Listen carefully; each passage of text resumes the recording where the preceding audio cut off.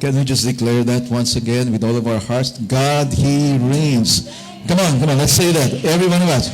God, He reigns. Or let's make it personal. God, You reign. Come on, let's say that. God, He reigns. Once again, for the last time. God, He reigns. Do you believe that? Yes. Well, the good news is He reigns. I mean, that means whatever your circumstance is, whatever your situation is, He's still ruling and reigning. And I remember a message I shared before. The question is, who is on the throne? Sino yung nakaupo doon sa trono? Kasi kung sino yung nakaupo sa trono, siya yung nagro-rule. Siya yung namumuno, siya yung nagahari. And when we say God, He reigns, it means He is still on the throne and He is ruling and reigning. And guess what? The first song we sang, ano sinabi natin? Nothing is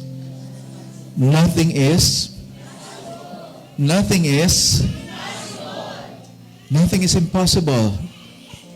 I believe that is good news for every one of us. No? Our God, who is so good, is still ruling and reigning, and nothing is impossible for Him. Kung walang imposible sa Panginoon, paano kaya ang buhay natin? Just think about that. I have kept on encouraging every one of us that whenever we come to a time of worship, we just don't open our mouths to sing. No, we try to meditate on the lyrics of the songs that we are singing. Totoo ba sa atin yung kinakanta natin na yun? No, how does it affect our lives when we declare these things? Diba? When we say, I'm not gonna live by what I see. I'm not gonna live by what I feel. Is it true to you? Nabubuhay ka nga ba talaga ng hindi dahil doon sa mga nakikita mo or nararamdaman mo? Because a lot of times, people allow their feelings rule their lives. You feel sad, and so that's it. You feel sad. And you just show to the world that you're really sad. When in fact, the Lord that we are worshiping says, nothing is impossible with me. If there's nothing impossible with God, then why be sad? Then why worry? Diba? Wala palang imposible sa Diyos, diba? Anong kinaka-worry natin? Kung ang Diyos pala ay naghahari pa din, siya pa rin ang nagmumuno, siya pa rin ang nag-rule dito sa mundo na to, bakit tayo natatakot? If the God who is so powerful that nothing is impossible with Him is still ruling and reigning right now in the midst of all the bad news that we are hearing, then why should we be afraid? Bakit tayo matatakot? In fact, God revealed His plan to every one of us. No? God revealed His plan already. Alam na natin kung paano matatapos ang storya.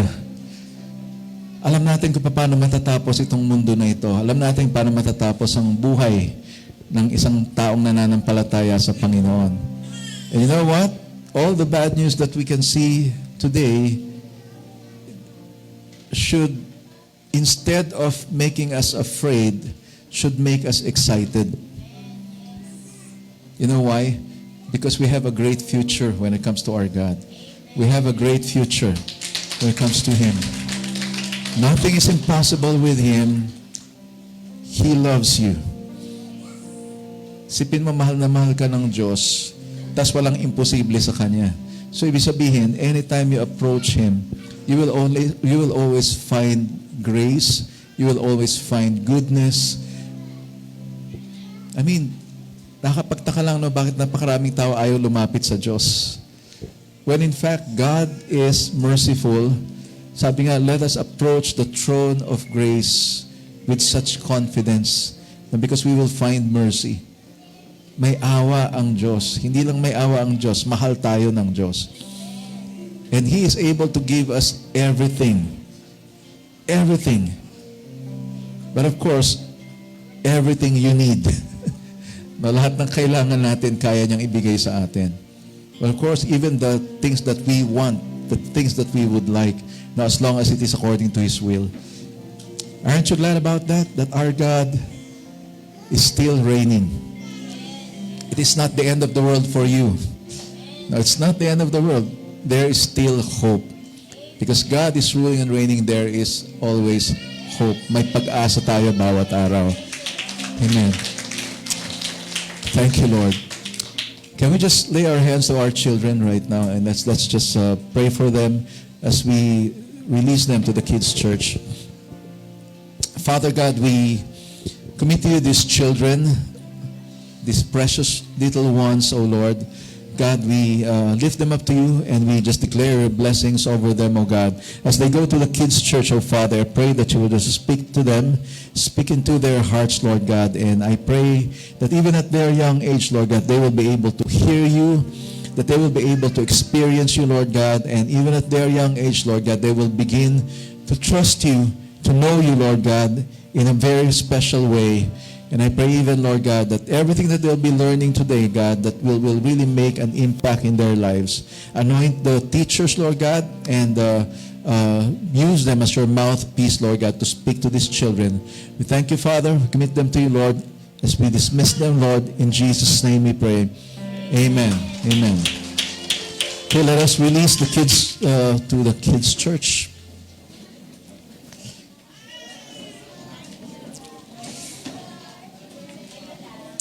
Sige, while they're leaving, let us just greet one another. Batiin po natin ang bawat isa.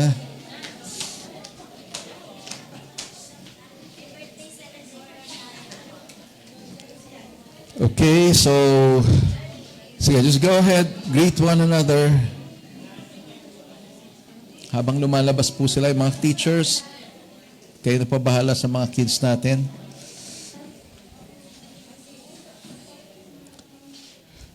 Parang biglang pumuti yung paligid, ah. Biglang pumuti. Sige. All right, you can settle down now. So good morning once again. Good morning. Welcome to our service today. And last week we celebrated Father's Day, and so happened that last week was also my wife's birthday, and some of us here are still celebrating birthdays. Si Ate Weng, as in today, that's why you are in red. Okay, happy birthday po. Happy birthday. Yes. No? So sino pa ba? May mga nag-celebrate pa ba this week? O yung pinakamalapit last week? So, anyway, sige, pagka, si Ate Lynn, birthday today, ngayon din, so, ayan. There's something about birthdays, Ang daming excited pagka merong may birthday, So, it's a celebration. Okay, so, we continue, not actually continue, natapos na natin yung series natin last week about created for significance. But I'm thinking about continuing it, kasi yung topic natin ngayon, though it is a series break, I believe connected pa rin siya doon sa topic na created for significance. And we want to really remember kung ano yung gusto ng Panginoon para sa atin. So if we really want to live significantly, then we have to look at what the Lord is saying. And in fact, we have to live a life that is centered on Christ. Kung Kristiyano ka, ando na mismo yun, The word Christ, the name Christ is right there. Kaya nga, pag sinabing Christian, it means someone who has Christ in his life. And therefore, if you have Christ in your life, ibig sabihin nun, namumuhay ka ayon sa kalooban ni Kristo. And as I was saying a while ago, God, He reigns, He still reigns. Therefore, Jesus is ruling and reigning. And the question is He ruling and reigning in your life? Kasi hindi katulad ng ibang hari ang Panginoong Jesus. Yung ibang hari, talagang kung anong gusto nila, yun ang masusunod. Ha? Di ba sa bahay, pag sinabi ng tatay, ako tatay dito, ako masusunod. Sabi nung nanay, ikaw yung ulo, ako yung leeg. So, sino dapat masunod sa atin? Ano? But the question is Christ really ruling and reigning in our lives? No, kasi magiging significant daw yung buhay natin. Magiging makabuluhan yung buhay natin kapag namumuhay tayo ayon dun sa disenyo ng Panginoon. Ayon dun sa pagkakalikha niya sa atin. No, kaya nga merong mga bagay na ginagamit natin ng hindi tama. So ang tawag doon ay instead of using it properly, you misuse it. They are misusing. And eventually, you abuse it. Di ba? Abuso na. Kasi hindi naman dapat gamitin sa ganito. Ginamit mo, no? So, naabuso yung gamit. And the same thing with our lives, naabuso yung buhay natin kapag hindi natin siya pinapamuhay ng ayon doon sa kalooban ng Diyos. Doon sa tamang paraan na gusto ng Diyos na ipamuhay natin. And I believe that a lot of people cannot find meaning in life, significance in life. That's because hindi nila alam kung paano ipamuhay yung buhay nila. No, they just go along with the tide. Ibig sabihin, sumusunod sa agos. But you know what? If you are living a Christian life, you have to expect sasalungat ka sa agos ng mundo. Okay? Do you understand this? Lagi kang sasalungat sa agos ng mundo kapag ikaw ay Kristiyano. And that is why you will experience criticisms. And sometimes you will experience bullying. Now, persecution, actually. That's what the Bible says. You will experience persecution. Uusigin ka. Dito sa Pilipinas, hindi masyadong ramdam yan eh. No? Yung pag-uusig sa mga Kristiyano. Sa ibang bansa, ramdam na ramdam yan. Especially in countries where Christianity is forbidden. No, talagang bawal. But guess what? Doon sa mga bansa na pinagbabawal ang Kristyanismo, lumalaki yung mga churches. Dumadami yung mga Kristiyano. Eh, doon sa mga lugar na maluluwag at hindi pinagbabawal ang Kristyanismo, hindi ganun karami ang Kristiyano. Bakit kaya? So, kailangan yata may pag-uusig para dumami tayo. Ano? Di ba sa kape or in chocolate, for example, di ba, pagka pag nag-stagnate siya, pag hindi mo ginalaw, pupunta sa ilalim yung mga granules niya, di ba, yung powder. And sometimes, kailangan stir.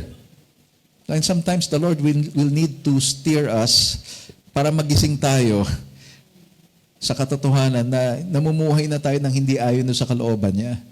No? Kaya kailangan ka ng steering. Ano ba sa Tagalog yung steering? Haluin. Iba yung kinakawkaw, di ba? Hinahalo, or hinahalukay. Di ba? Yung nasa ilalim na kumakalat siya. That's what happened. No? The Lord says, stay in Jerusalem and wait until you're clothed with power. No? And sabi ng Panginoon, and you shall receive power when the Holy Spirit comes upon you, and you shall be my witnesses in Jerusalem and Judea and Samaria and to the ends of the earth. In other words, kakalat kayo. Ano kakalat kayo? Yun yung sinabi niya. You will be scattered in Jerusalem, Judea, and even to the ends of the earth. Sabi niya ganon. But what happened? Nag-enjoy yung mga Kristiyano doon sa lugar na yon until persecution broke out. Nagkaroon ng pag-uusig. Ano nangyari? Dahil nagkaroon ng pag-uusig, kumalat nga sila. So minsan kailangan gawin ng Lord yun eh. Or kadalasan ginagawa ng Panginoon yun. So minsan sa sarili natin, tayo sa buhay Kristiyano natin, medyo natitining. Kailangan haluin tayo ng Panginoon. Kailangan i-stir up tayo. Para magising uli tayo, mabuhay uli yung diwa natin.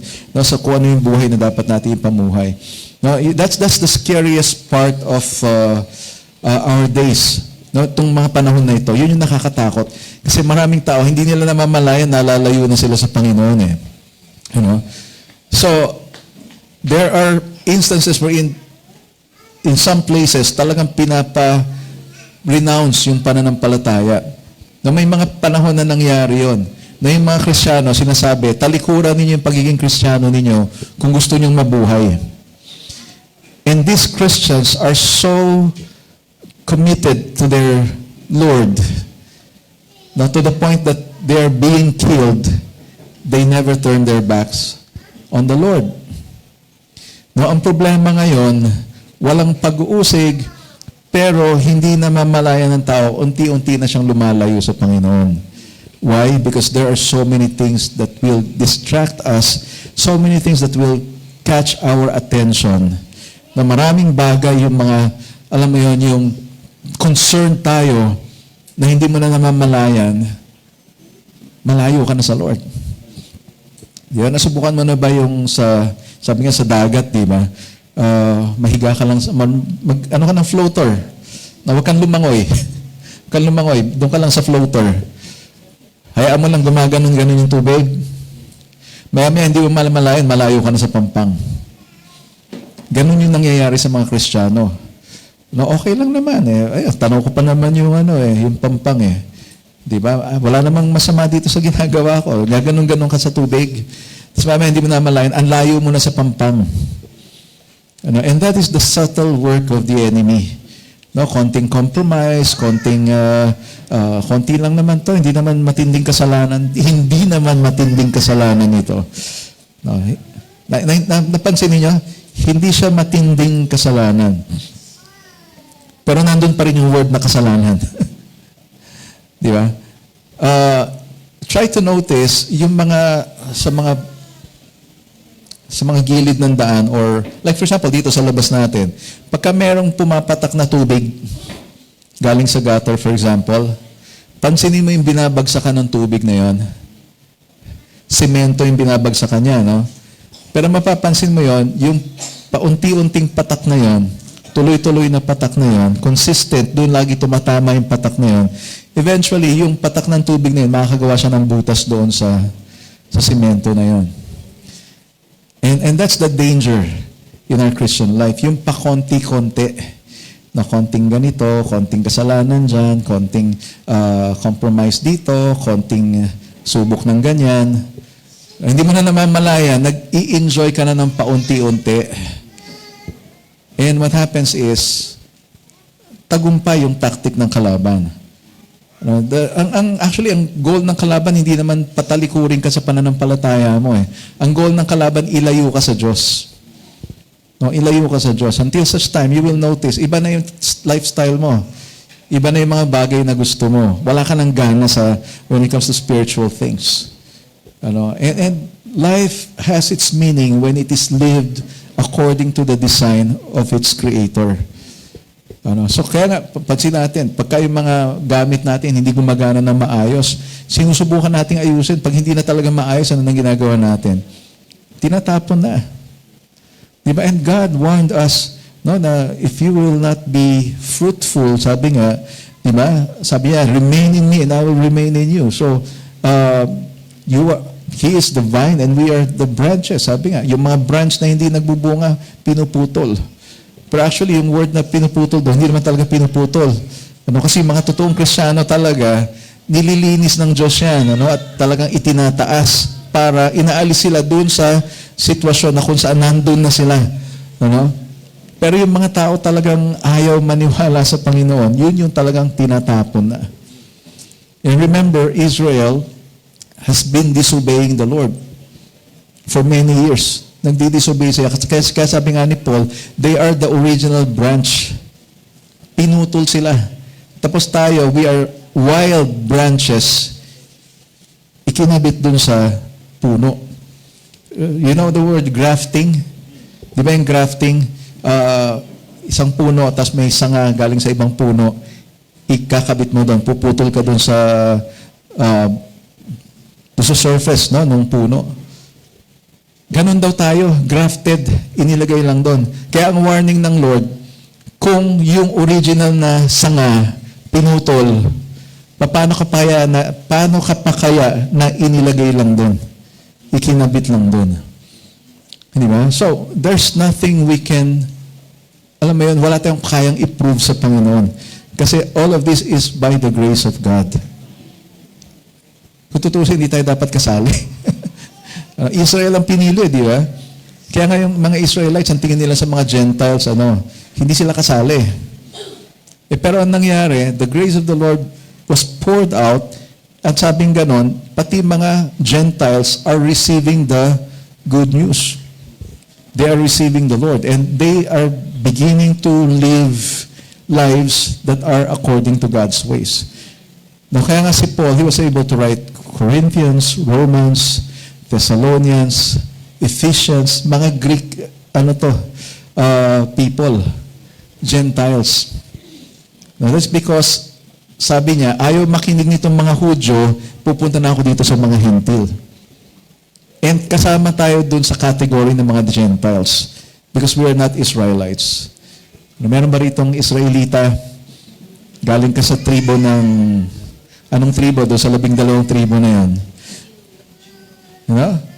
So the point here is, we want to live our lives according to the design of God and therefore live Christ-centered life.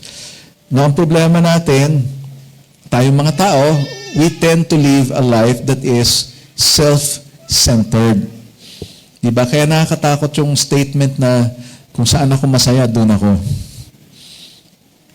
Kung minsan makita mo yung mga tao, hindi sila masaya sa church.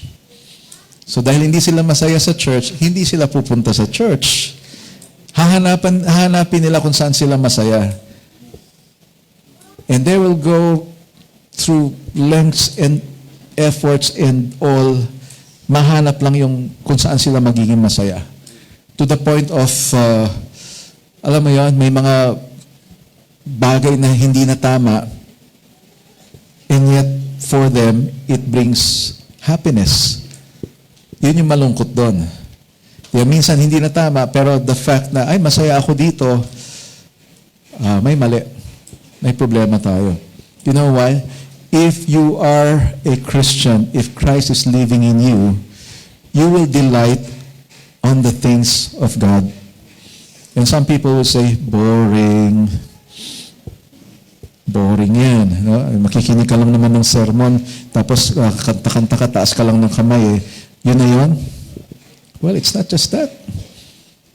No, kaya nga kanina, sabi ko, pumapalakpak tayo, tapos kumakanta tayo ng Nothing is Impossible. Kaya di mo namamalayan, yung problema mo, sinusolve mo ni Lord habang nagpe-praise ka sa Kanya. Yeah, just like the case of Jehoshaphat, King Jehoshaphat. Diba, ang dami nilang kalaban, natakot siya. Imagine mo, meron siyang army na pangtapat doon sa army na kalaban niya, pero natakot pa siya. And so what did he do? Lumapit siya sa Panginoon. And that's the good side of fear. Di ba, pag natakot ka, kay Lord ka pupunta. And in his fear, nag-inquire siya sa Panginoon kung anong gagawin. And you know what he did? Bago sila pumunta sa laban, inilagay niya sa harapan yung mga musicians at saka yung mga singers. Nag-praise and worship sila bago pumunta sa labanan. And some people would say, ano ba namang klaseng mga sundalo to, nagkakantahan, di ba dapat nagpe-prepare sila sa laban? Di ba? Dahil piniprepare nila yung sarili nila mentally, emotionally, physically, no? and psychologically. But the truth is, when you praise and worship the Lord, you are actually conditioning your mind for peace. Ano?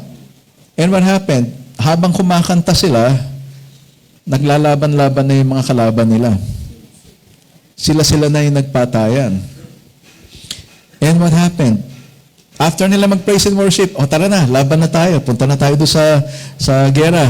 Pagdating sa gera, pagdating doon sa labanan, wala na yung mga kalaban nila. Patay na lahat.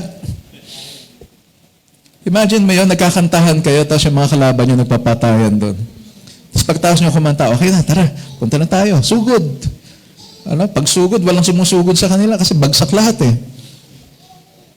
Patay lahat yung kalaban nila. And guess what happened? Hindi na nga sila lumaban, namulot pa sila ng blessings. Kasi ang ginawa na lang nila, pagdating nila doon, ay wala na tayong kalaban, tara kunin natin yung mga gamit nila. Inabot sila ng 3 araw sa pagkukolekta ng mga gamit ng kalaban nila. Imaginein mo yan, di ba napakabuti ng Lord?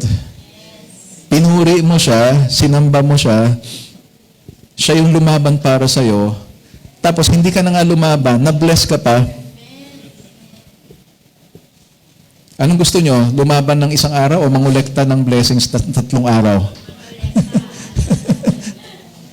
Di ba? That's how good our God is. Kaya kung sana lang maisip natin na pwede naman gawin din ng Panginoon yan sa buhay natin ngayon. You will not live self-centered life. You will always have the Lord, alam mo yun, a first in your life. Okay? So, now, having said this, I'd like to share with you, kasi hindi lang naman tayo nabubuhay ng individual. We also live in a family. So when an individual is, kapag may problema sa isang individual, automatic damay ang pamilya. Would you agree with me? Di ba sabi nga, sakit ng kalingkingan, ramdam ng buong katawan. Actually ito, masakit ito. Dati, hindi ko magawa ito dati. Pero, may mga times na sumasakit ito, lalo na sa umaga, makirot siya. Alam mo yung kirot niya na parang umaabot hanggang dito, tapos pati sa ulo, tapos pati sa likod mo, masakit. Have you experienced that?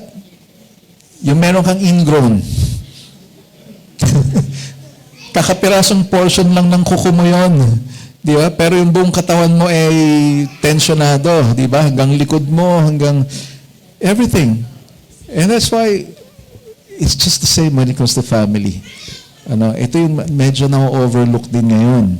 Dahil nga self-centered ang pamumuhay ng tao, yung sense of family ay nawawala. Minsan kanya-kanya sa pamilya. Away-away sa pamilya. And that's why I'd like to look at this because you know what? Pwede kang your family can live a significant family life if it is centered on Christ. So tingnan natin, let's go to the scripture this time. Tayo po tayo lahat. Can we stand up? I'll be reading Psalm 127. Nilagay ko dyan 1 to 5. Actually, yan na yung entire chapter. Buong Psalm 127 yan. Okay? So let me read. Sabi ito, unless the Lord builds the house, those who build it labor in vain. Unless the Lord watches over the city, the watchman stays awake in vain. It is in vain that you rise up early and go late to rest, eating the bread of anxious toil, for he gives to his beloved sleep. Behold, children are a heritage from the Lord, the fruit of the womb a reward. Like arrows in the hand of a warrior are the children of one's youth. Blessed is the man who fills his quiver with them.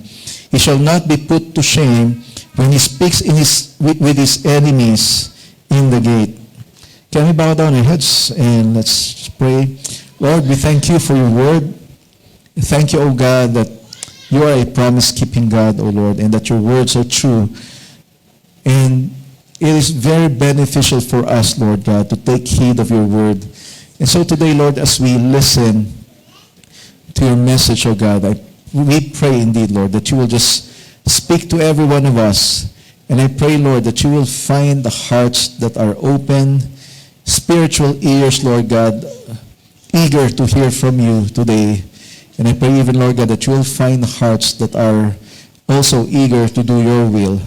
And we even thank you, Lord, that you continually pour out your grace over everyone's life, that, Lord, we may be able to accomplish and do your will and be glorified in our lives. Thank you, Father. We pray this in Jesus' name. Amen. Amen. Okay, you can take your seats. Why is the family so important? Bakit importante ang pamilya? Yeah. In the time we're in, people are concerned about their own happiness. Diba? Anong nangyayari sa mga families natin? Diba?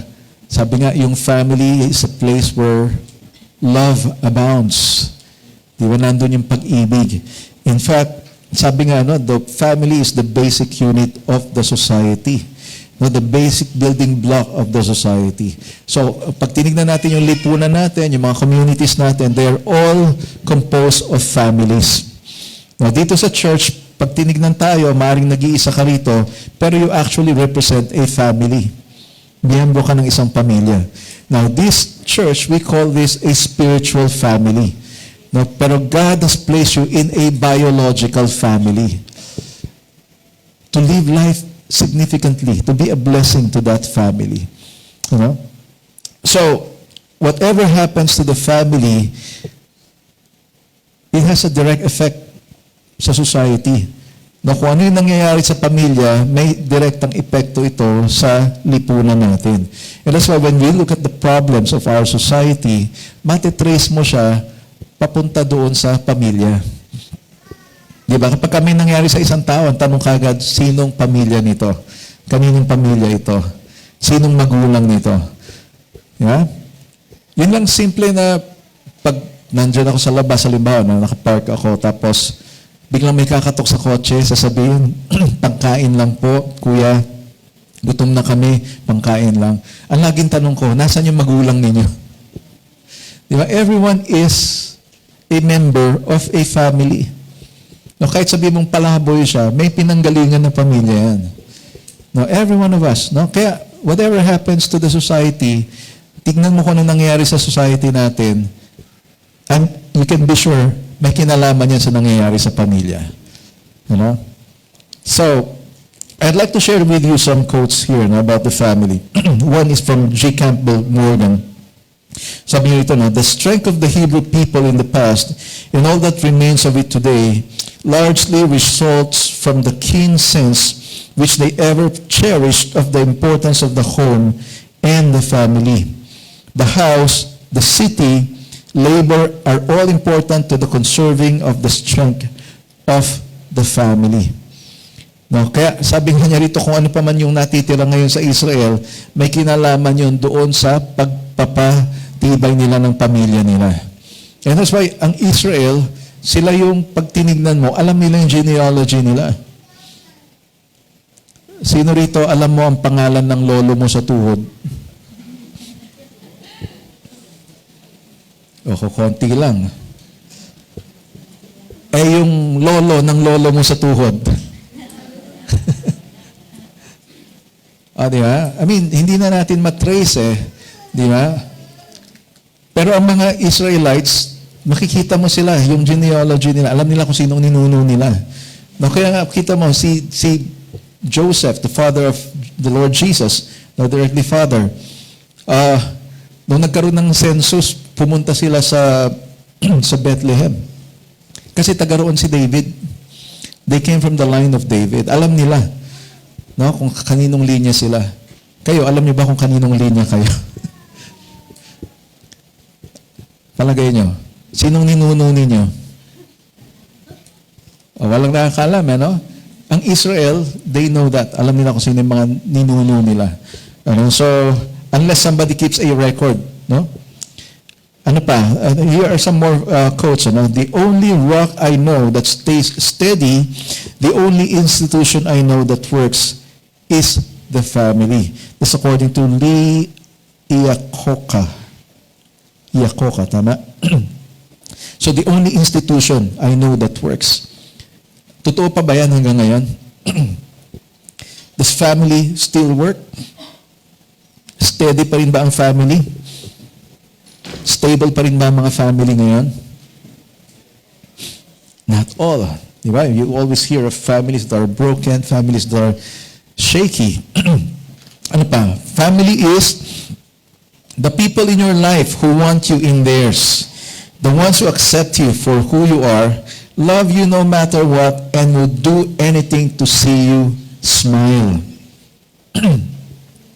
That is family. Sabi ni, ano yun? Shea Moisture. Parang product yata ito, ha? Parang beauty product, ano? Pero may quote sila about family. Huh? What else? The family, no? We may not have it all together, but together we have it all. Parang SM lang, di ba? We've got it all. Together. Na pag magkakasama tayo, we have it all. Maaaring hindi lahat meron tayo, pero together, we have it all. Naintindihan niyo? No, maaring kulang tayo sa pera, maaring may mga imperfections, pero the fact that we are together, we have everything. Ha? Ano pa? Many men can make a fortune, but very few can build a family. O, di ba? May mga taong nakapag-build ng business empire, pero wasak ang pamilya. Ano? So, people are having problems balancing their lives. Now, we hear of stories of parents who have really worked hard for their families. Wala namang masama doon. They worked hard. Kaya lang nga, in the process, na-miss out yung mga bata. No? May mga cases tayo na ganun. And that is because parents somehow missed out on the idea, on the need of their children. Na, kasi akala ng mga tao, kailangan lang natin material things eh.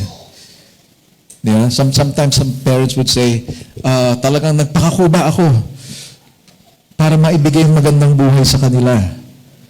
Tapos eto ngayon, rebelde silang lahat. Bakit kaya? That is because it's not only material things that they need. Kaya nga sa Population Commission, every Thursday when we do the pre-marriage orientation and counseling, sinasabi ko, isa sa mga ipe-prepare ninyo ng mga mag-aasawa ay yung pagiging magulang. And I always say this, yung mga kinakasal, isipin mo, magpe-prepare sila ng 6 months to 1 year para sa kasal nila. Yung kasal, 45 minutes lang maximum. Isipin mo, pinaghandaan mo ng 6 months to 1 year, tapos 45 minutes lang siya. Pero yung buhay may asawa, buhay, it means lifetime, gaano katagal ka nag-prepare? Kadalasan yung mga kakasal, napapaisip sila, oo nga, no? Yung 45 minutes, pinaghandaan mo ng 1 taon. Ito habang buhay, anong paghahandaan ginawa mo? Tapos bukod pa sa ron, magkakaanak ka pa. How did you prepare for that? Hindi ha? Kaya itong mga young people natin, sorry kayo na naman. I'm really encouraging you, prepare now. As early as now, you prepare for it. Pero I'm not saying manligaw na kayo ngayon. Ang sinasabi ko, ihanda mo na yung sarili mo hanggat maaga. And that's why when we do our couples night here, ini-invite natin sila. No, hindi para inggitin sila. Kundi para maintindihan nila, ito yung dapat mong expect sa buhay may asawa. Di ba, sabi nga, ang pag-aasawa daw ay paglagay sa tahimik. Pero pag tinignan mo naman yung mag-asawa, mukhang hindi naman sila tahimik. Di ba? Paglagay daw sa tahimik eh. Pero pag titignan, mukha namang hindi tahimik tong dalawang to eh. Mukhang may black eye pa nga yata yung isa, oh. Anyway, so when you look at that, what's happening? So, that's why I keep on saying this. Yung mga kabataan natin, you're not yet ready for a responsibility. Hindi pa kayo ready for a family life. Pero you can prepare now. So, itong batang to, ihanda na natin. Turuan na natin siya. Why is that? It's because you need a lot of things to prepare.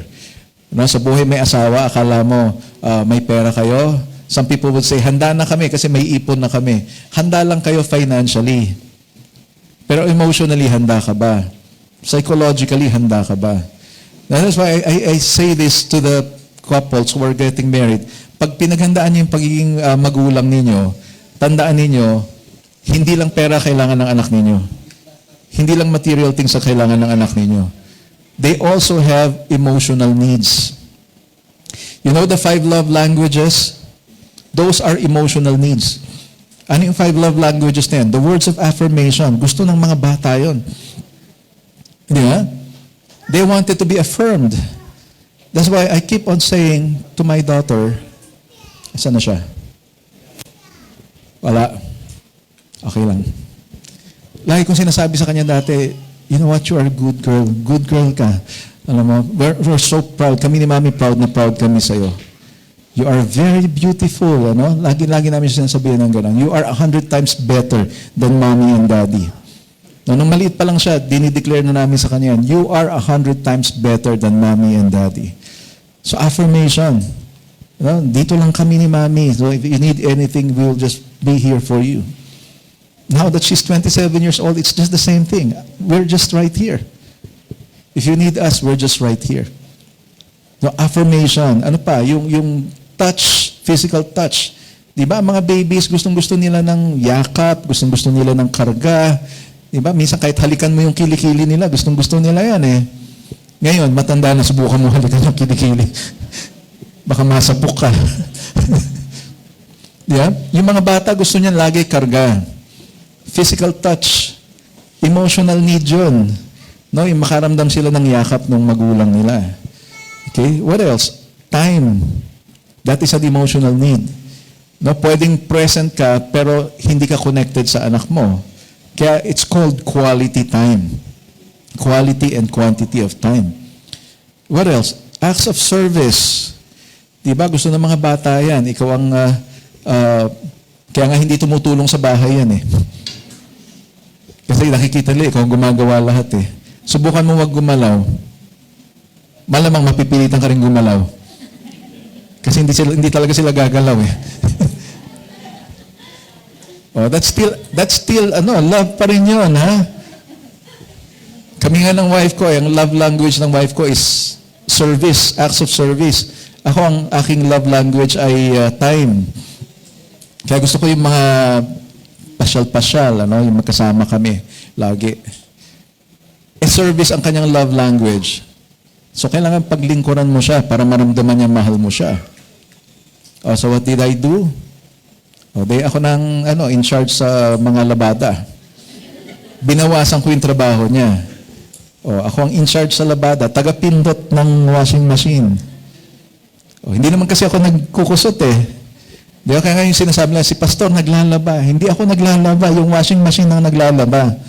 Okay, nag-ooperate lang ako. Binawasan ko lang yung trabaho niya. Pag nagtanong siya, sweetheart, paano ba gumagana ito? Paano ba papaganahin itong washing machine? Nasabi ko sa kanya, hindi gumagana yan sa babae. Lalaki lang ang pwedeng gumamit ng washing machine na yan. So, hanggang ngayon, hindi niya alam gamitin yung washing machine namin. Panlalaki yun eh. So, that's her love language, service. So, ako naman, time. Ngayon, one time, sabi niya, sweetheart, labas mo na yung basura doon sa kanto kasi para pag pinik up sa umaga. Service yun. Inutusan ako. Kailangan ko time. Di ba? Sabi ko sa kanya, tara, samahan mo ako. Di ba? So, na-accomplish ko yung dalawa. Napagsilbihan ko siya, bit-bit ko yung basura, tapos kabilang kamay, magka-holding hands kami, papunta sa basurahan. Tapos sabay sabi niya, ito na date natin. Ha? Sabi ko, grabing date ito sa basurahan. Pero you accomplish both, di ba? So service and time. So yung mga bata ganun din. They want your time. Meron ng bata, nag-ipon ng pera. Sabi niya sa daddy niya, Daddy, magkano ba ang per day mo dyan sa office mo? Tapos sinabi ng daddy niya, ganito, Daddy, absent ka muna ngayon. Ito, ako magbabayad sa'yo. Gusto lang niya yung time. Gusto niya makasama yung daddy niya. So, time. Ano pa? 5 love languages. Word of affirmation, physical touch, gifts, no? The giving and receiving of gifts. Yan ang pinakamagastos. Ang mga bata, gustong-gusto nila yan, di ba? Pag may dala kang regalo, may pasalubong ka. Di ba? Naalala ko nung maliit ako, mamamalengke yung mother ko, sabi ko, pasalubong. Bilang mo ako ng baril-barilan. Binila nga ako ng baril na may tubig. Water gun. So, yun yung gusto ng mga bata. So you have to understand, hindi lang po ito talaga material things. It's not just the money. And that's why we will be able to build our families if we know kung ano yung need ng bawat isa sa atin. Okay? So yung psalm na binasa natin kanina ay actually entitled The Song of Ascents, a Song of Ascents of Solomon. And most believe that it is Solomon who is the author. Na ang author daw ng binasa natin kanina, si Solomon. But some say it was David for Solomon. No? Pero i-take na lang natin na si Solomon nga talaga yung gumawa. Okay, kasi it is a song of ascents of Solomon. Okay? So let's just consider Solomon actually authored it. Ang mahalaga, makuha natin yung mensahe. Now, first of all, Solomon was saying something about the family. Paano maging strong ang family? We have to understand, first of all, that God is the foundation. Saan nakatungtong ang buhay pamilya mo? Diba? Kaya kung ang tingin mo, akala mo, yung buhay ng pamilya mo or yung strength ng pamilya mo, nakatie up doon sa laman ng bangko mo, ay magko-collapse yung pamilya mo. No, if we think like, ay marami naman tayong pera sa bangko, stable yung family natin, wala tayong magiging problema. Because a lot of people think, pag marami kang pera, wala kang problema. Totoo ba yun? Pag marami kang pera, wala kang problema? Baka nga mas marami ka pang problema kasi ang dami mong ginagastusan eh. Di ba? Ang problema pa natin, habang lumalaki yung pera mo, dumadami rin yung ginagastusan mo. Ano? So, money is not the foundation. God is the foundation. Pag sinabi mong foundation, ito yung kinakatayuan ng iyong bahay. Sabi kanina, di ba, unless the Lord builds the house, those who build it labor in vain. So kung wala ang tulong ng Panginoon sa pagtayo ng bahay, walang kabuluhan ang pagtatayo nito. It's not about a physical house. Okay? Kasi kung kailangan mo ang Lord sa pagtatayo ng bahay, paano kaya nung tinayo itong building na to? Di ba? So it's not a literal thing na yung kamay mismo ng Lord ay gumagawa dito sa sa structure na to. But when you say God is building the house, it means He is building the family. Now when you talk about the house, you talk about the family. And I don't know if you know that song. Malamang si Ate Wilma alam niya yung song na yun. A house is not a home if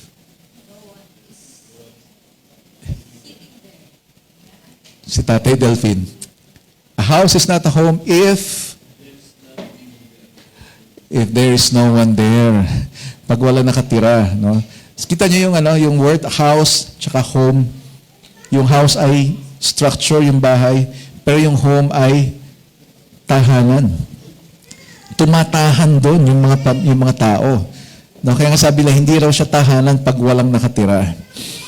Di ba? So, God builds the family. He is actually the builder. So, the Lord is the builder. So, foundations are very important kasi kung hindi ang Panginoon ang foundation ng buhay pamilya mo, magko-collapse talaga siya. And that is why you need God in your homes. Ano ba ang itsura ng isang tahanan na wala ang Diyos? Remember, di ba, kung nasaan nandun ang Panginoon, nandoon ang kapayapaan. Kung saan nandun ang Diyos, nandoon ang kaligayahan. And therefore, kung ang tahanan ay wala ang Diyos doon, you can be sure there is chaos. You can be sure there is quarreling. There's always misunderstanding. Pero kung ang Panginoon yung foundation ng ating tahanan, ng ating buhay pamilya, I believe we will be able to understand each other. We will be able to be patient with one another. Kaya nating pagbigyan, kaya nating, naalala ko sa Bible study natin sa San Pedro, si Kuya Dado, sinabi niya yun madali lang magpatawad, pastor, kapag kaanak mo yung patatawarin mo Niya? So, kapag kamiyembro ng pamilya ang patatawarin, madali lang patawarin. Niya? Kasi pamilya mo yun And that is possible if God is right there at the center of your family. He is a strong foundation. So if the foundation is strong, then the house is strong. So the Lord is the builder. So God uses pillars. Kagaya nito, yan yung mga poste na yan, pillars yan kung tawagin. Diba? Isipin mo pag wala yung mga poste na yan, yung mga pillars na yan. How many are those? 1, 2, 3. 3. Yung mga nasa corners pa. Marami. Di ba? Kapag nagbawas ka dyan, lulundo yung bahay. No? And so God places pillars in our lives so that we'll be able to stand. So God uses the pillar of His Word. So kailangan natin yung salita ng Diyos so that our house, our family will be stable. He uses His Word to build our faith in Him. So God uses the pillar of prayer. Meron bang mga family members dito, families na nagpe-pray? That is another pillar. Na kapag ang pamilya walang prayer, merong portion na hindi tatayo. No? And that's why I thank the Lord. Nung bata kami, may prayer kami. Na my parents are the ones praying. Kaya nga sa mga families na nandito, sa mga tatay, mga nanay, mga leaders ng bahay, you cannot expect your children to pray unless kayo yung nagpa-pray. Okay? Kaya natuwa ako kasi bata pa lang kami, sinanay na kami. No, before we sleep, yung parents ko nagpe-pray. And that's why nung nagkaroon na ako ng anak, nung maliit pa si Deb, we pray. And we declare blessings to her na bago siya matulog. And those are part of our blessings. I will always say, you are a leader, you are beautiful, you are, alam mo yan? You are 100 times better than mommy and daddy. Yun lagi namin sinasabi sa kanya. What else? God uses the pillar of love to build our bond. So, importante sa pamilya yung may bonding. So, He uses that pillar, the pillar of love, to bond us together. So, God uses the pillar of understanding to build our character. Kaya nabibuild yung character natin sa loob ng bahay. Now, you cannot expect na mabibuild yung character ng anak natin sa eskwelahan or sa church. The character is built inside the home. And the first teacher are the parents. Ano pa? God used the pillar of forgiveness to make us compassionate. Diba? Kaya yung pagpapatawad, nangyayari yun sa loob ng bahay din. And that teaches our children to be compassionate. Si Deb nung maliit, inutusan ni Rio, sabi niya, bili ka ng turon sa baba. Pag-akyat niya, ang dala niya, kutsinta. Sabi ni Rio, di ba turon pa napabili ko, bakit kutsinta ang dala mo? Sabi niya, kasi mami doon sa tindahan, doon naghintay daw siya doon sa tindahan ng turon. Merong sumilong na nagtitinda ng kutsinta. Tinitignan niya raw, mukhang pagod na pagod yung mama, tsaka parang wala pang benta. So doon na lang siya bumili. Kaya pag-akit niya, kutsinta yung dala niya. And we were so happy to hear that. I'm so proud. Sabi ko, actually, mas gusto ko nga yung kutsinta kaysa sa turon. Sabi ko sa kanya. And up to now, she will buy, not really because she needed, but because she wanted to help. Kaya kung yung mga bagay na yun, natutunan niya sa loob ng bahay, dadali niya yun hanggang paglaki niya. So, kaya yung mga maliliit natin na mga bata, yung mga hawak-hawak ninyo na yan, si Alonso, welcome. Welcome to the church. Cute-cute ng baby na yan. Pag nag-Bible study kami, yung mata namin lagi nakatingin dyan . Nasaan na yung isa pa? Lumabas. Napalabas kasi maingay.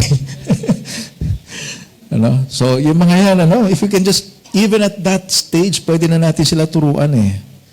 And they will be able to catch that. Okay? God also uses obedience so that we can be His children. Okay? Aside from God building, the Lord also protects. So He is the one who protects our family. Okay, sinabi dyan, unless the Lord watches over the city, the watchman stays awake in vain. So kung wala ang pag-iingat ng Panginoon sa bayan, walang kabuluhan ang pagbabantay dito. So it's not that wala na lang tayong gagawin, pabayaan na lang natin ng Diyos. Point here is that if we allow God to direct us in the things that we're doing, God will be able to guide us doon sa tamang dadaanan natin. Wherein we will experience His protection. So sabi dito, all of us, especially our children, are vulnerable to attacks. Especially nowadays in the advancement of technology, matindi ang labanan natin. Because information right now is at the tip of everyone's fingers. No, nasa dulo ng daliri natin yung information. Kaya nakakatakot, yung mga batang anliliit pa lang, may hawak ng cellphone. No, may hawak ng gadget. Diba? Ang gagaling nila, wala naman nagturo, pero alam nilang pindutin yung mga gadgets na yan. Kung minsan yung matanda pa, nagpapaturo doon sa bata, no, paano mo ginawa yan? And now they have access to millions and millions of information. Sometimes they enter sites that they should not be looking at. No, they should not be browsing. Ngayon, yung parental control, mababa na masyado. Na mahina na. Kahit ilagay mo sa safety yung settings sa internet, kaya pa rin ng batang baguhin yun. Ano? And that's why we battle against so many things right now. And the devil is out to really destroy the lives of young people. Kaya nga isipin mo, kung yung mga bata pa lang nasisira na yung buhay nila, how can they raise a family? Diba? And a lot of times when you look at the issues at home, yung mga mag-asawa, sometimes you will find out, may mga cases na, di ba sa mag-asawa, sinasabi na, ba't hindi ko nakita ito nung nanliligaw ito? Akala ko mabait ito. Yeah? Tapos yung pala, grabe pala yung ugali nito. Hindi lang naman lalaki sinasabi ko, yung mga babae din. Okay, para yung mga babae talagang unitin ninyo. Meron din mga babaeng ganon. Meron din mga lalaki nagsasabi, bakit nung nililigawan ko to, hindi naman ganito to dati. Sige, doon ako sa side ng lalaki magsasalita na po. Engineer, at saka si Mac. Kasi mukhang tingin ko ay parang napipiga na kayo dyan eh. Sa side ng lalaki ako magsasalita, okay? Bakit nung nililigawan ko to, hindi naman ganito to? Bakit? Napaka-sweet niya dati, pero ngayon, barako pala to. Lakas pala manuntok nito. Ano? Lalo na nga ngayon, di ba sabi nga nila, yung mga kababaihan daw. Sorry ha. Dati lang yung mga kababaihan, mga batang babae, kasing galing magluto ng kanilang nanay. Ngayon daw, mga babae, batang babae, kasing lakas uminom ng kanilang tatay. Di ba? Ganun na raw ngayon. O, di ba? And so, what will happen to our family if that's the case? If that's what's happening? Di ba? So, kailangan natin yung tulong ng Panginoon to protect our families. Now, you pray for your spouse, pray for your wife. Ayan na, from the side of the men ako nagsasalita. Kasi yung mga lalaki parang lumulusot doon sa upuan eh. Ano? So, pag-pray mo yung wife mo na magbago siya. At yung wife din, pag-pray mo yung husband mo. We need the Lord's protection. Unless the Lord works in our families, magtutuloy-tuloy mag-disintegrate ang families natin. In 2016, sabi, 1 out of 5 marriages will end in annulment. That's 20%. That is for those who are having annulment. Pero ang hindi nakita doon, yung mga silent na naghiwalay. So, mas malaki yun.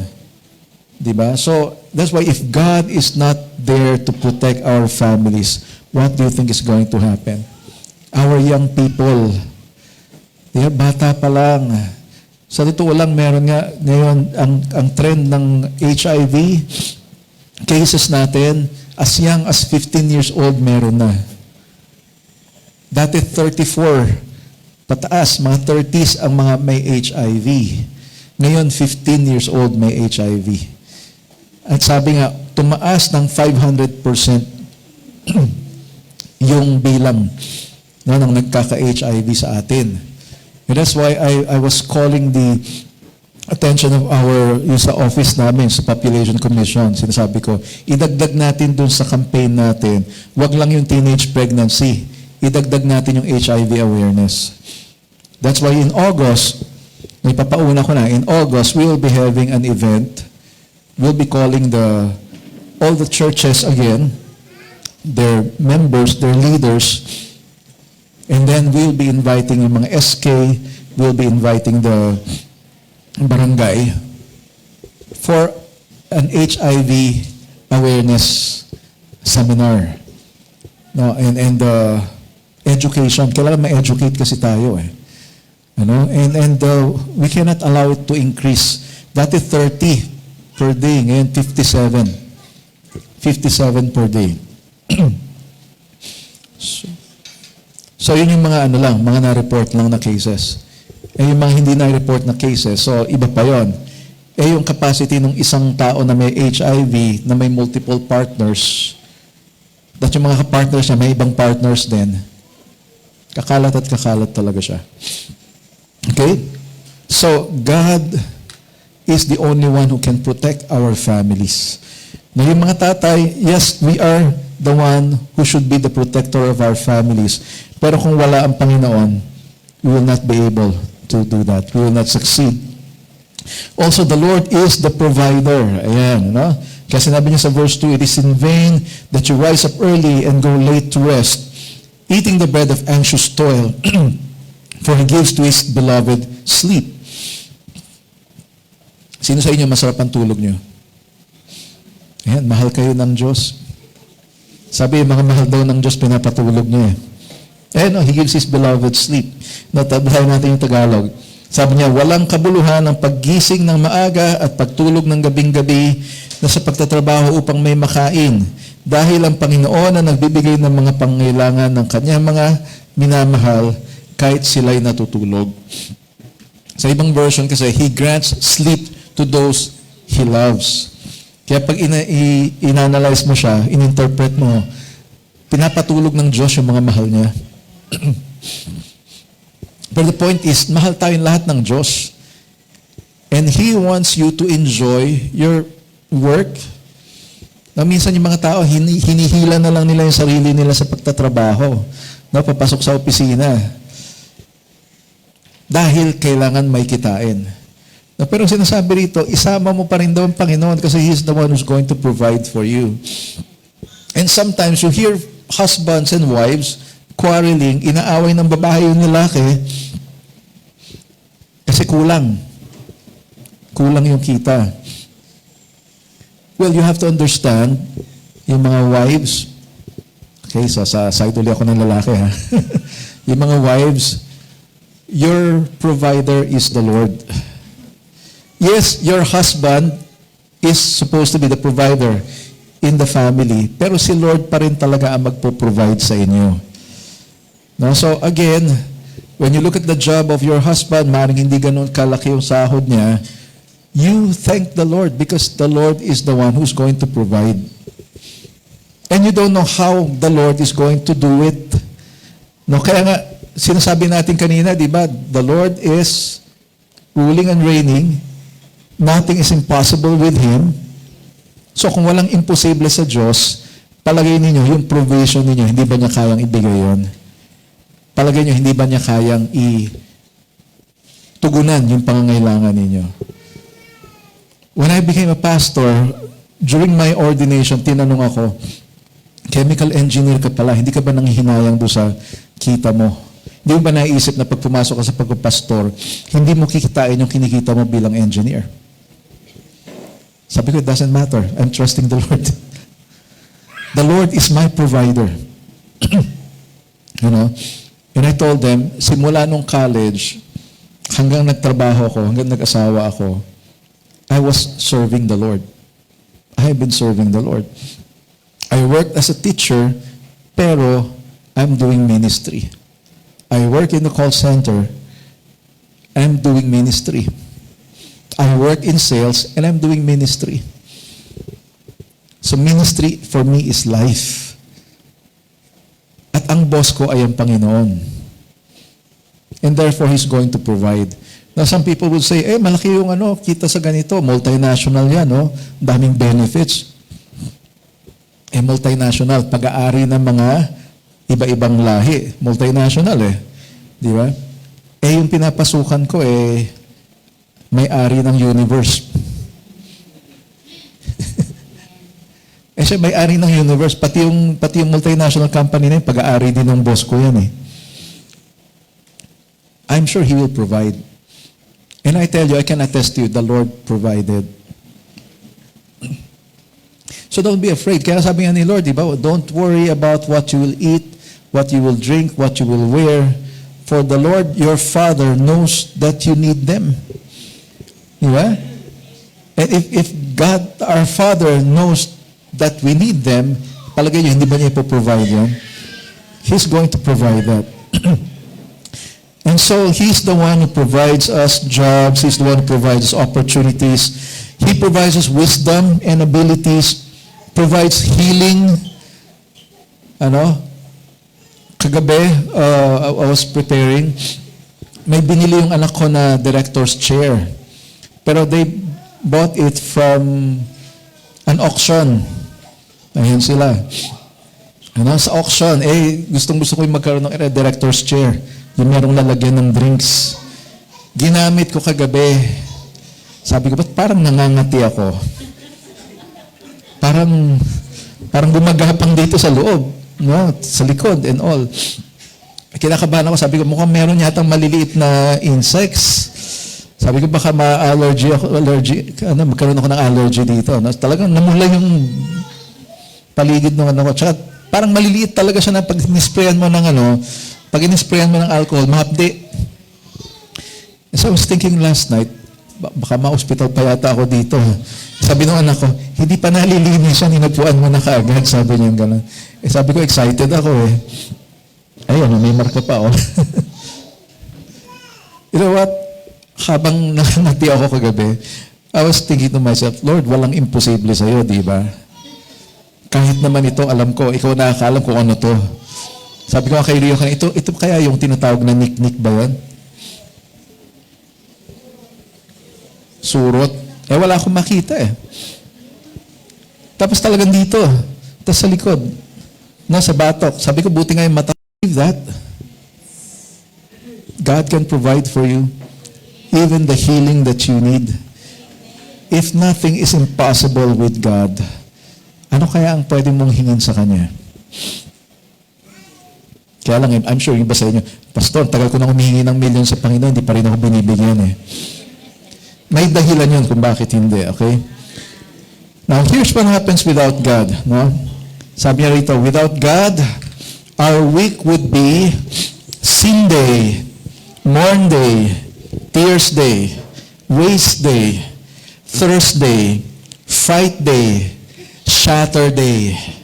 7 days without God makes 1 week. Pag wala ang Diyos sa buhay mo, yan ang isang linggo mo. Okay?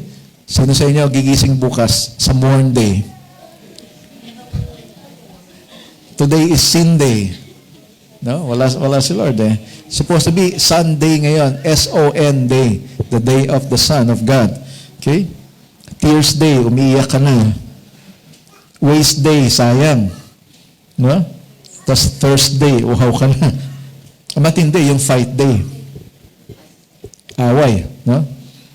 Tapos yung Sabado, shatter day. Shattered. Okay? What else do we need to know here? Number 2, children are rewards from God.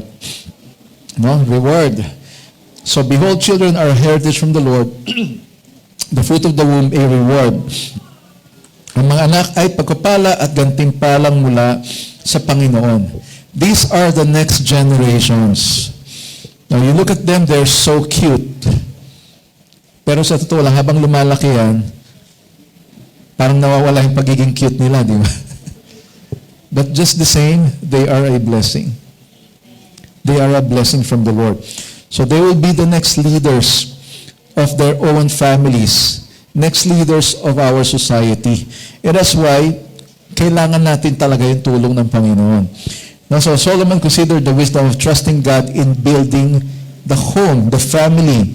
So he also understood that children are God's blessings. Sabi nga, pamana. That's why pag tanda mo, yung mga bata na yan, yung mga anak mo na yan, of course, hindi naman natin sila sinisingil sa pagpapalaki natin sa kanila, but I'm sure they will be there for you. Sabi ni Charles Spurgeon, He gives children not as a penalty nor as a burden, but as a favor. They are a token for good if men know how to receive them and educate them. They are doubtful blessings only because we are doubtful persons. So, it depends on how you see your children. No, kaya nga sabi niya rin, they are doubtful blessings kasi you are a doubtful person. But the truth is, sabi niya rin, children are not a penalty. Some people would say distraction daw. No? Kasi nagkaroon ka na ng yung attention mo mahahati na. Some people would say, added burden kasi may panibagong bibig kang pakakainin. So, how do you see these children? I hope when we look at them, we see them as our future. Now, we see them as somebody who will take on the baton, sabi nga. No? They will take on the leadership. They will be the next generation.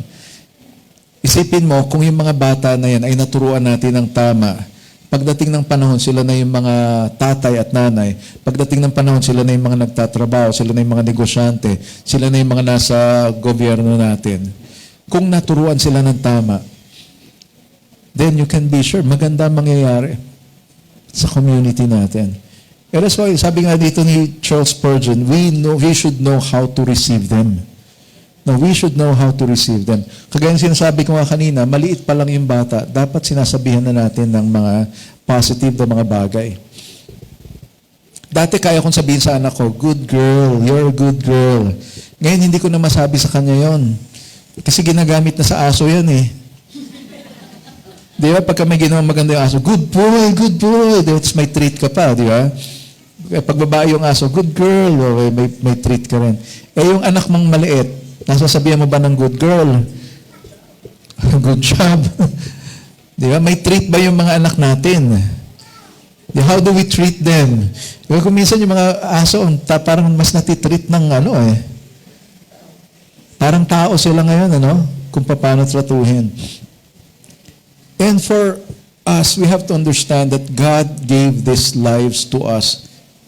As tayo, as parents, ibinigay ng Diyos itong buhay na to sa atin. Itong mga batang ito sa atin. Not only to take care of them, but for us to be blessed as well. For us to be blessed. Si Alonso, pag tinitignan ko ang sarap-sarap ng pakiramdam Chinito, floppy, malaking pisngi, always smiling, so lagi nakasmile siya. When you look at children, I don't know how you feel about them.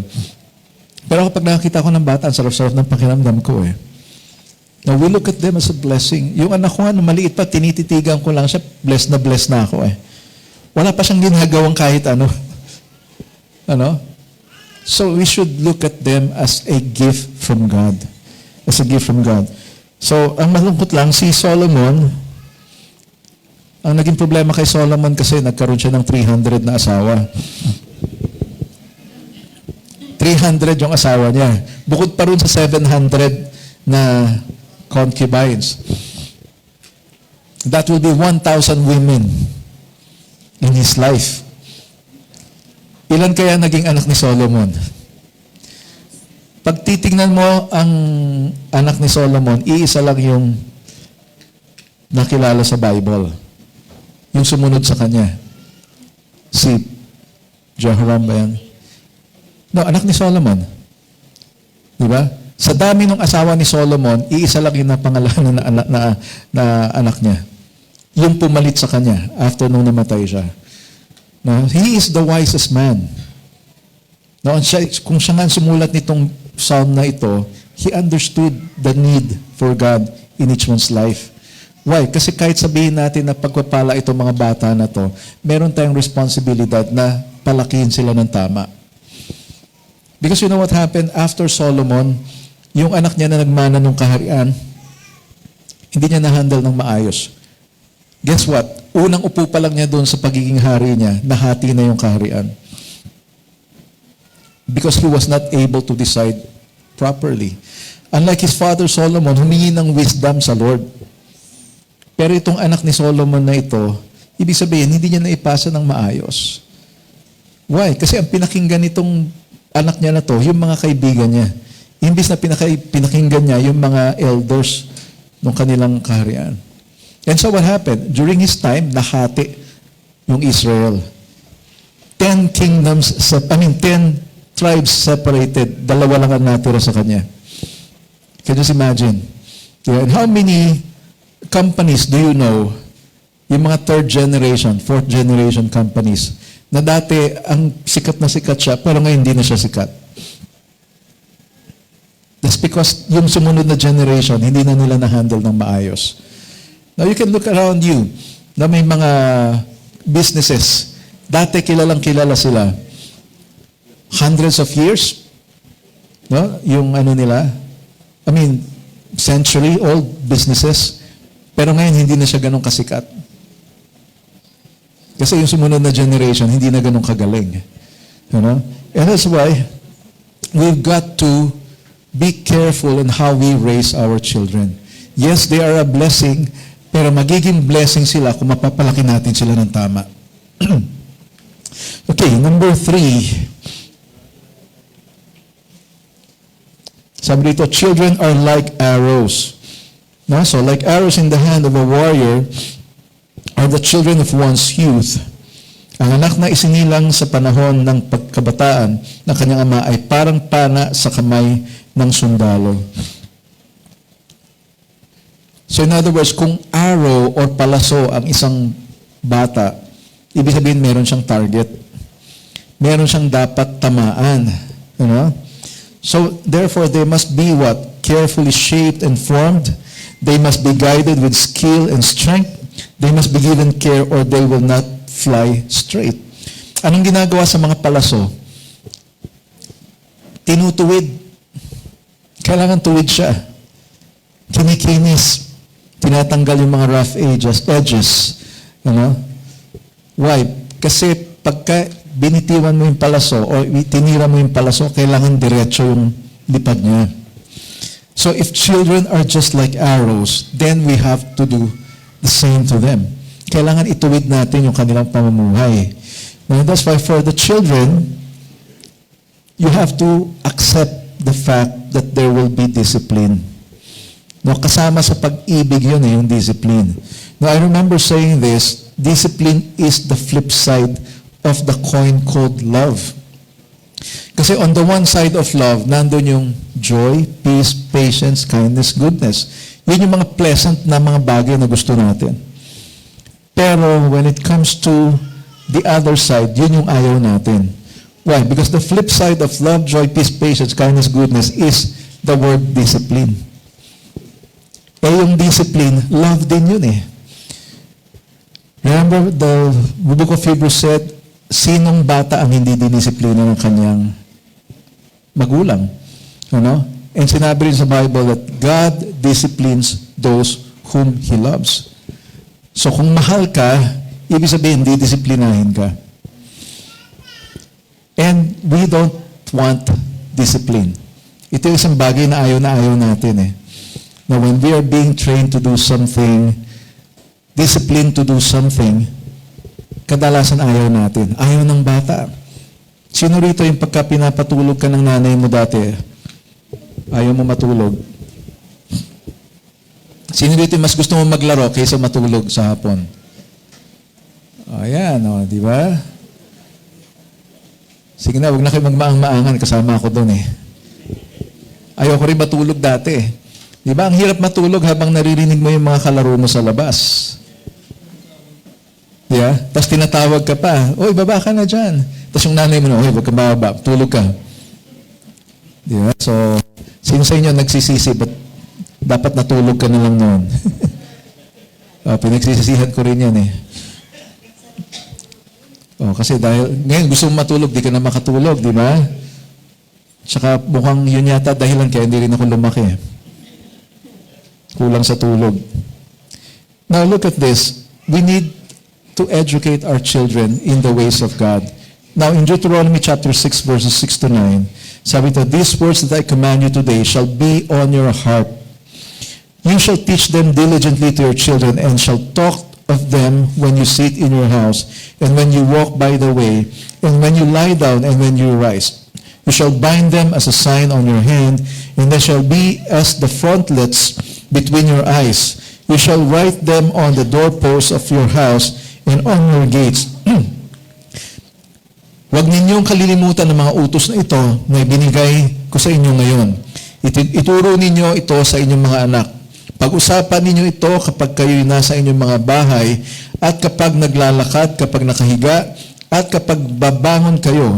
Itali ninyo ito sa inyong mga braso o ilagay ninyo sa inyong mga noo bilang paalala sa inyo. Isulat ninyo ito sa mga hamba ng inyong bahay at sa bukana ng pintuan ng inyong mga lungsod. So, if you're going to think about this, sinong kausap ng Panginoon dito nung sinabi niya ito? Ituro ninyo ito sa inyong mga anak. So, ibig sabihin ng kausap ng Lord dito are the parents. You see, Jesus said, go and make disciples of all nations. Guess what? Parents are the first disciplers of their children. Kasi wala pa man po si Jesus, sinabi na ng Panginoon, ituro ninyo ito sa inyong mga anak. No, pag-usapan ninyo ito habang kayo'y kumakain, habang kayo'y nakahiga, kapag bangon ninyo, ilagay ninyo doon sa inyong mga pintuan para maalala ninyo palagi. And you see, this is something that is missing right now in the homes. Hindi na napag-uusapan yung mga bagay na gusto ng Panginoon. Ano? Kaya nga malungkot pa ngayon, pag tinignan mo yung mga tao, lahat nakayuko. Yeah, pagka nasa table, nag-uusap, nakayuko. May ibang kausap. Kala mo nagpe-pray, di ba? Tahimik sila lahat nakayuko lahat No? So, ang gusto ng Panginoon, yung mga magulang, sila yung number one na nagdi-disciple. So yung church natin nandito to make disciples. Yes. But we are here to train the parents also to disciple their children. Kasi walang iba maka-influensya sa anak ninyo ng husto, kundi kayo yon. Especially if you have this young as that, sobrang tiwala niyan sa magulang. No, kaya kahit anong sabihin ng magulang, paniniwalaan yan. That's why you have to be careful what you teach them. Ano? So, yung mga tatay, si Sherwin, ikaw magtuturo sa mga girls mo, about the things of God. No? Si Joshua, yung singkit na hawak mo dyan. Si baby Alonso. You cannot expect them to fear God if you're not going to disciple them. You cannot expect them to know God if you yourself do not know God. Yun yung realidad Kasi maipapasa mo lang kung ano yung meron ka. Kung wala sa'yo yan, you will not be able to pass it. You know what? The Lord wants to raise up families that will be a blessing to the communities, families that will be revealing, families that will demonstrate the love of God, and families wherein the glory of God will be revealed. And that's why the responsibility rests on the parents, sa mga magulang. Nag-celebrate tayo ng Father's Day last week, and then last month nag-celebrate tayo ng Mother's Day. Today we are talking about the family. It is very important, you know what? Kasi yung pag-advance ng kingdom ng Panginoon, nakasalalay din sa pamilya. Alam ba ninyo na yung church, hindi siya magiging mahirap kung yung mga pamilya ay ang Panginoon ng sentro.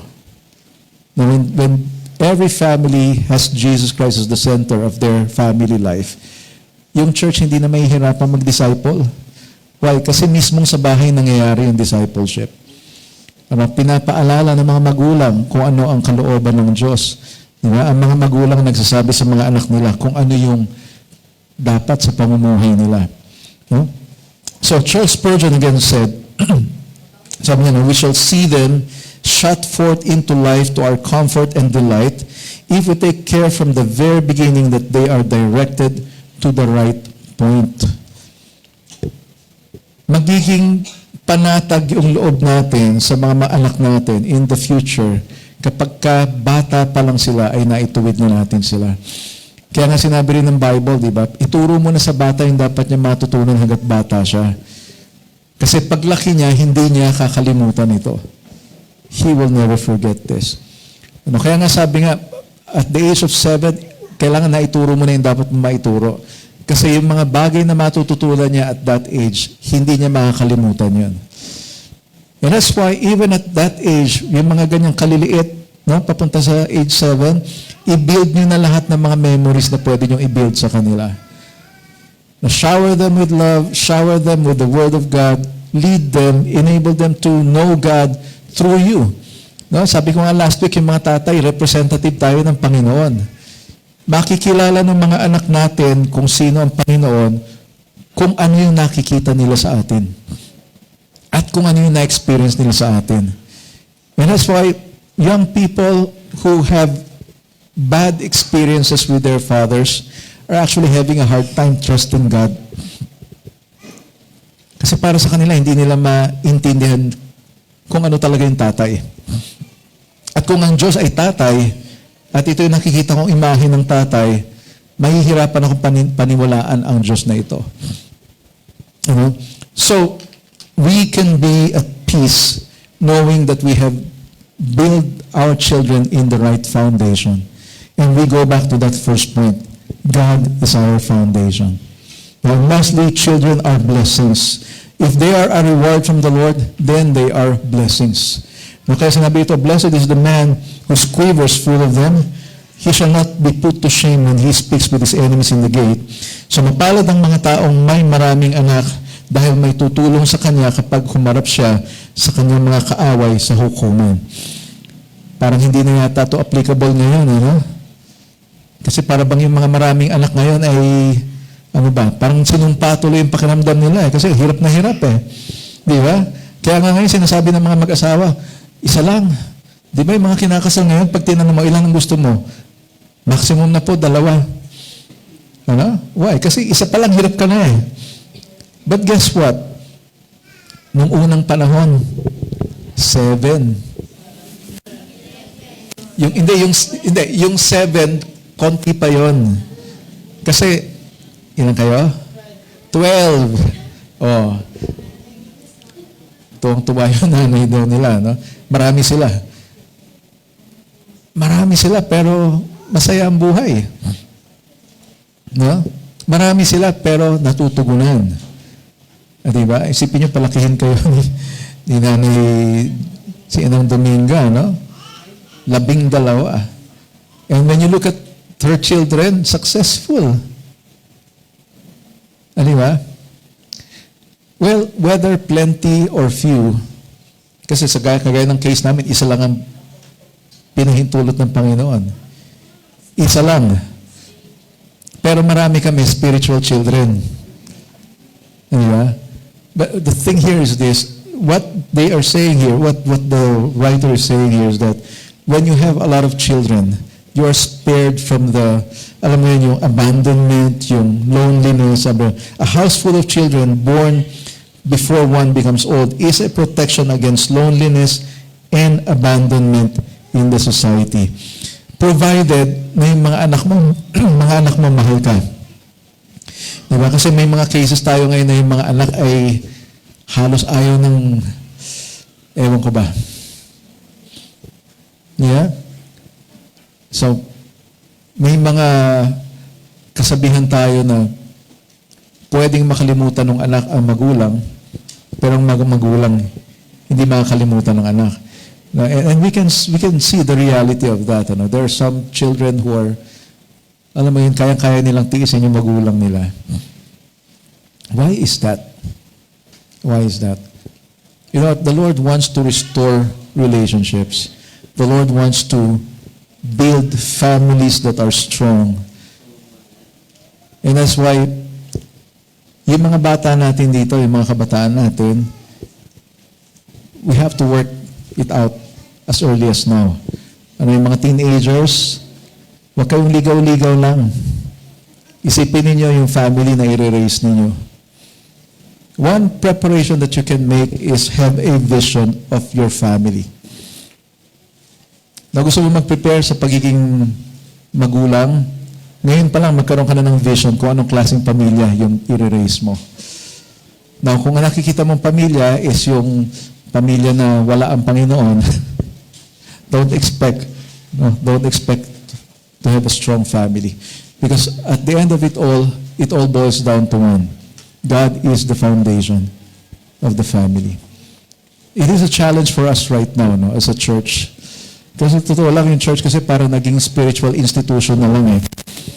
A spiritual institution that people will come, basta ako, nakapag-worship ako ngayon, naka-attend ako ng church, naka-fulfill ako ng duty ko. But you know what? The church is a place where you learn about the will of God. And now I'm sharing to you about the family. I hope this sticks with you. It speaks to you. Now, especially the young people, someday you will be leaders of your own families. Ano? So sa ngayon, hindi pa natin makita kasi mga kabataan, teenagers, di ba? Mga kabataan, they are more of what? Romantic relationships. Masaya ako kasi merong may crush sa akin. Crush. But life is more than that. Life is more than that. Kapag wala na yung mga crush na yan, at nandun ka na sa totoong responsibility, I tell you, you will discover it's not easy. You will discover that it is not all romance, it's not all sweetness, it is not all kilig.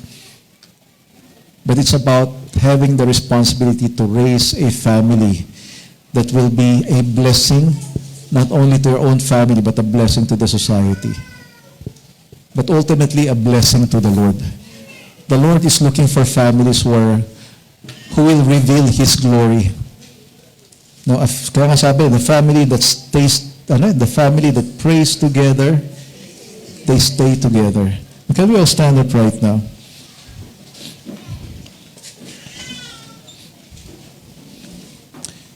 You know, as a church, I believe God wants us to be a blessing to the families. And you being a part of this church, I hope you will take on that desire. Na yung family mo maging pagkapala din. You know? Or maging instrument tayo ng healing sa mga families. If you're going to look at the relationships right now, sabi ko nga, pagka yung habang lumalaki yung anak natin, meron tayong mga roles sa kanila. Ano? And while they're young, we can be their trainer, we can be their teachers. And then sabi nga, pagdating ng teenager na yung anak mo, ikaw na yung coach nila. No, you coach them. And once they become adults, they become your friends. You become their friends. How many parents do you know na best friend nila yung kanilang mga anak na mga adults? Because you will see there are some na imbis na naging magkaibigan sila nung anak niya, naging magkaaway. There are cases like that. And I believe God is calling us to uphold family life, maging significant yung buhay natin in the family, maging makabuluhan, yung linya natin. The next generations. There is a story of two men, nakalimutan ko na yung mga pangalan nila. No? Yung isa ay, yung linya niya, yung mga next generation na na-raise niya, nakulong, may mga, problema, no? Nagkaroon ng mga cases and all. In short, hindi naging maganda yung mga next generations niya. But there's this couple who were so prayerful. And sinasabi nila, we want the next generations from us to be successful people. So they really taught their children, tinuruan nila, and they prayed for this, for their next generation. You know what happened? Yung linya nila, nandun yung mga naging senators. There are some of those who became educators. So maganda yung naging linya nila. Now what I'm trying to say here is this: it depends on what your vision is for your family. I don't know how to emphasize it some more, no? But what I'm trying to say is, how do you see your family? How do you see your family right now? So if you're a member of a family, bawat isa sa atin dito, how do you see your family right now? And ikaw bilang individual, bilang young person, how do you see your future family? How do you envision your family in the future? Ano nakikita mo? Because as I was saying, yung preparasyon natin sa buhay pagpapamilya, dapat nag-uumpisa noon-noon pa. Because a lot of couples, nasa-shock sila eh. May mga kinasal na nagugulat sila, ganito palang buhay pamilya. But you know what? Everything starts with a vision. And God wants you to have a vision of a family that's happy, a family that is prosperous. But of course, it happens when God is right there at the center. Can we pray? Let's pray. Una muna siguro, I will allow you to pray. If there's something about your family that you need to pray for, the family that you're in right now,